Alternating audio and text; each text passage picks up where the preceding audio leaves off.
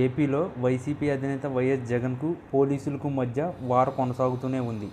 తాజాగా జగన్ పొదిలి పర్యటన సందర్భంగా భద్రత కల్పించాల్సిన పోలీసులు తమపై దాడులకు దిగిన టీడీపీ శ్రేణులకు అండగా నిలిచారని వైసీపీ ఆరోపిస్తున్న నేపథ్యంలో వారు ఇవాళ మరో షాకిచ్చారు. వైఎస్ జగన్ త్వరలో చేపట్టనున్న మరో టూర్కు అనుమతి కోరగా నిరాకరిస్తున్నట్లు తేల్చి చెప్పేశారు.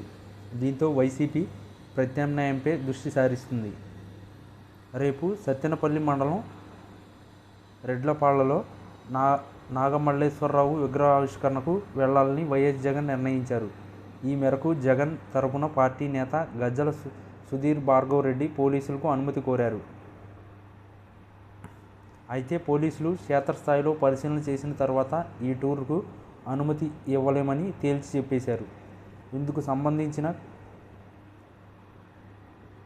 కారణాల్ని ఇవాళ పల్నాడు జిల్లా ఎస్పీ శ్రీనివాసరావు వెల్లడించారు. జగన్ టూర్కు అనుమతి కోరుతూ వైసీపీ నేతలు ఇచ్చిన లేఖలో ఎంతమంది వస్తారన్న దానిపై పూర్తి వివరాలు లేవని, తమకున్న సమాచారం మేరకు 30,000 మంది వస్తారని అంచనా వేస్తున్నట్లు ఎస్పీ తెలిపారు. అయితే ఆవిష్కరణ జరిగే వీధి కేవలం 10 అడుగుల వెడల్పుతో మాత్రమే ఉందని, అక్కడ అంతమంది వస్తే శాంతి భద్రతల సమస్య తలెత్తుందని, బందోబస్తు కల్పించడం కూడా సాధ్యం కాదని తెలిపారు. కాబట్టి ఊరి చివర ఈ కార్యక్రమం నిర్వహించుకుంటే ఇబ్బంది లేదని స్పష్టం చేశారు.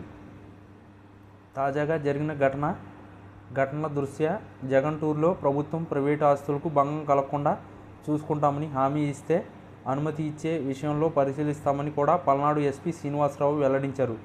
దీంతో రేపటి జగన్ టూర్ కోసం వైసీపీ ఎలాంటి హామీ ఇస్తుందా లేదా అన్నది తెలియాల్సి ఉంది.